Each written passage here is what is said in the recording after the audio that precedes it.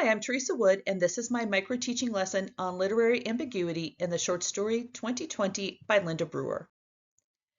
The audience for this lesson is a group of 10th grade students in an on-grade world literature course at a public high school. There is a wide range of reading ability in this class, ranging about 5 years. I drew inspiration for this lesson from Sheridan Blau's The Literature Workshop, specifically Chapter 4 on Building Intertextual Literacy, and Chapter 2 of the book Understanding by Design by Wiggins and Mattei. Chapter 2 defines understanding on page 43 as an ability to use or apply in Bloom's sense knowledge and skill wisely and effectively. And understanding is the successful result of trying to understand, the resultant grasp of an unobvious idea, an inference that makes meaning of many discrete and perhaps seemingly insignificant elements of knowledge.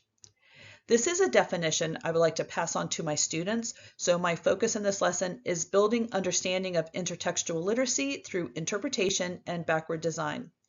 First, I considered what I wanted my students to know outside of the standards, and that is an understanding that they bring their own knowledge to the text, and that knowledge is valuable.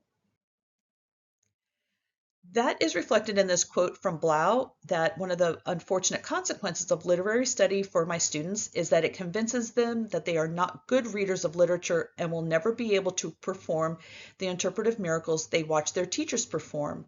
I have had students tell me, just tell me what to think and I will say it back. These are students who are really comfortable with math and science where there's one right answer, and they are frustrated with literature because so often there's not. It's interpretive. But this quote made me realize how important it is for me to step out of the way and give them the opportunity to interpret literature on their own and to build their own understandings in a constructivist way so that they can then apply that skill to what they've learned to other experiences in their lives or other readings in this course or even in other courses as they move on through their schooling.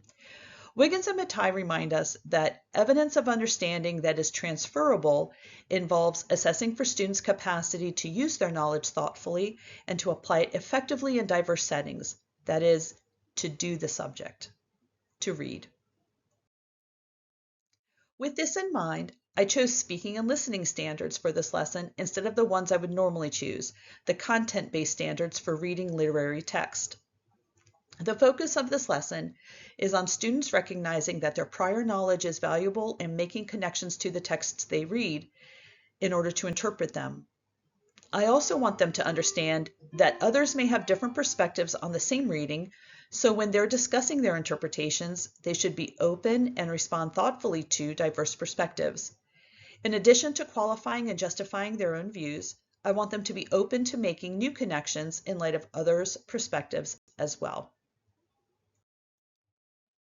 So the learning outcomes for this lesson are that students will understand the role ambiguity plays in allowing readers to have multiple perspectives of a literary work, and to understand that ambiguity can be created through the author's language choices, with a character, or because of a plot event or situation. To begin our lesson, I will ask students to recall the metacognitive strategies we use to monitor our own thinking while we read and review some of the metacognitive markers we've used to annotate our text in the past. Students are free to create whatever system of annotations works best for them. If they don't have one, I generally encourage them to circle unfamiliar words or familiar words used in unfamiliar ways, and to add a question mark whenever they have a question. Whenever they underline or highlight the text, they should have a written comment nearby to explain why they underlined or highlighted those particular words. With this short story, students will read the story 2 times. The first time all the way through, and then the second time for annotation. I will have these 2 general questions on the board as they read. What do you notice and wonder? And which sentence is the most important and why? Under the first question, I have listed literary terms to help them build their vocabulary for doing this work of literary interpretation. And the second question came from Blau's Chapter 4, where he asked his students to identify the most important line in a poem. And so this is 2020 by Linda Brewer. It is found in, this is the beginning of it. It's found in the Norton Introduction to Literature. I think it starts on page 20. By the time they reached Indiana, Bill realized that Ruthie, his driving companion, was incapable of theoretical debate. She drove okay, she went halves on gas, etc., but she refused to argue. She didn't seem to know how. Bill was used to East Coast women who disputed everything he said, every step of the way. Ruthie stuck to simple observation, like, "Look, cows." He chalked it up to the fact that she was from rural Ohio and thrilled to death to be anywhere else. She didn't mind driving into the setting sun. The third evening out, Bill rested his eyes while she cruised along, making the occasional announcement. "Indian paintbrush." "A golden eagle." Miles later he frowned. There was no Indian paintbrush that he knew of near Chicago.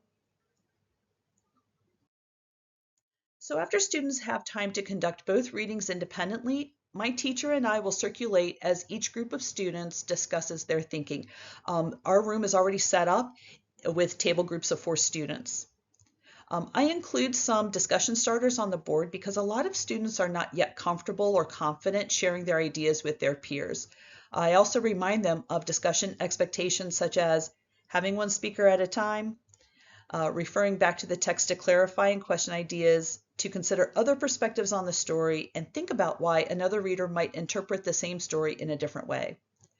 While students are discussing the story, my co-teacher and I will circulate around the room with clipboards to track who is participating in the discussion, whether they are using text evidence to support their ideas, and whether they are using literary terms. We may not be able to track everyone's performance during this lesson, but over the course of a week or 2, we managed to get to everyone. This information helps us to construct different groupings for following discussions and to offer support as needed. I'm sorry for my head being in the way. When we come back together as a whole class, we ask the students to reflect on how their initial understanding of the story was either confirmed or changed as a result of their group discussion. As an exit slip or formative assessment, I ask students to answer the question, how does ambiguity in literature impact the reader? I hope that all students will come to embrace ambiguity as an opportunity to create their own meaning and understanding of a text through the connections they make and their prior knowledge, instead of looking to the teacher to share one right way of interpretation. Thank you for watching my video. Bye.